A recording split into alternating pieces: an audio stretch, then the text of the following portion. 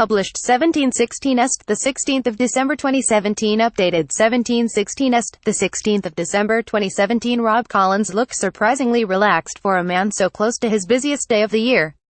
He's the boss of the quintessential British middle-class retailer, Waitrose, and, as well as the usual Christmas rush, this year he is under intense pressure from all sides.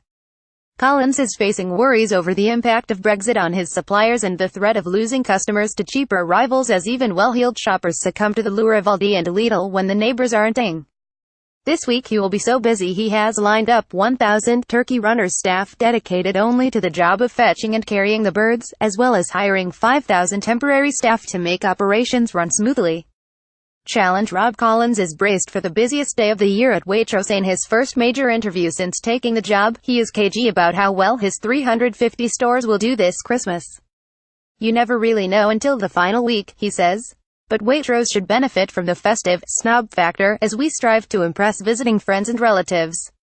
Sales of quail's eggs and premium bacon are expected to more than double because shoppers want to treat their guests to a lavish breakfast. And there's a 15% spike in the sales of polish in December as hosts and hostesses flick the cobwebs off the banisters. Onigenives even buys posher than usual loo roll at Christmas to show off to visitors. Our tendency to trade up is good news for a retailer like Waitrose, trying to tempt us with butter-basted turkey with a smoked bacon, lettuce, chocolate, ginger, mince pies and Heston Blumenthal's Persian spiced Christmas pudding.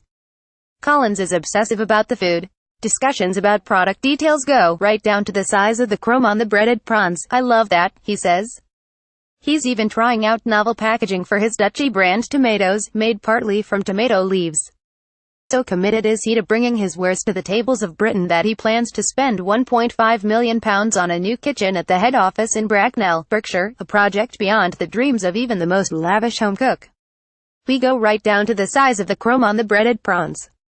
I love all that. The kitchen, which will be used to test new product ideas, will be 4 times the size of the existing facility, have twice as many chefs and will include cookery theater for training staff as well as a food library," he says. "It's state-of-the-art and will take things to a whole new level. We've done a lot this year, but we want to ramp that up even further. This facility is bigger and better." Before his new fantasy kitchen arrives, however, those of us who are infuriated at how the festivities seem to kick off earlier each year should spare a thought for Collins. Waitrose starts offering delivery slots 3 months in advance and is selling mince pies at the beginning of October. This week is when we see a very significant surge.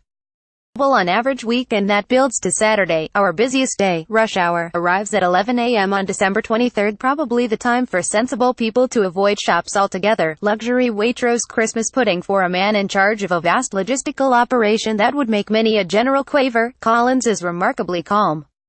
Waitrose lorries will drive nearly 1 million miles in the run-up to Christmas, and stores will be open for more than 750 extra hours the week before.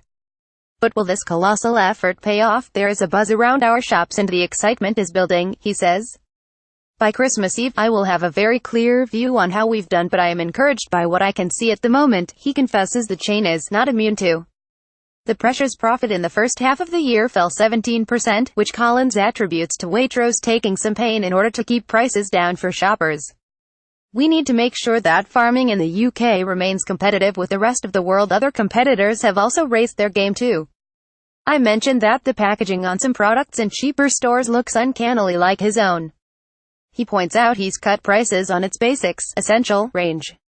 But his solution is not to race his stores to the bottom, but rather to be more Waitrose, dig deeper into the middle-class essence that has made the store such a favorite. "For me, all this reinforces the importance of making Waitrose even more Waitrose. My obsession is to find ways to turbocharge product innovation that allows us to compete in a very different space to the discounters." Collins, a father of 3, has kept a relatively low profile compared with his exuberant predecessor, Mark Price, who embraced his nickname, the chubby grocer. He says he counteracts the effects of all the delicious food in store by riding 20 miles a week on his bike. "It's a really good tonic and helps keep the pounds off." He stepped up from his previous role at Waitrose just 2 months before last year's EU referendum and wakes up before 6 a.m., tuning into Farming Today at 5:45 a.m. each morning on Radio 4 before catching the Today program every single morning. It's all about Brexit, what is going to happen and the uncertainty. Collins is sprucing up all 350 shops over the next 2 years but is putting a brake on new openings to just 2 or 3 next year, compared with about 10 a year previously. A month ago, Collins organized a meeting with his main suppliers, British farmers, to discuss those concerns. "We had over 400 farmers come to Telford. A gathering like that is unique and very few companies could do it. They're anxious about what it might mean for them. That is the great challenge of Brexit. He's worried about maintaining food standards, animal welfare, and strict food labeling, or, as he puts it, being really clear where food is coming from." He adds another concern: the EU is actually putting money into farming, not just through subsidies, but also research and making farming more productive. "It will be very important that this investment continues.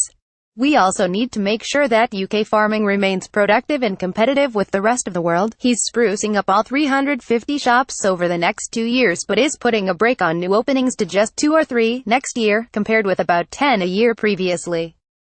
"That's very much a competitive decision as a Brexit one," he says. "All I would say is that making new shops work today is a lot harder than it was 5 years ago. Each pound I want to invest, I want to do while pleasing the most customers."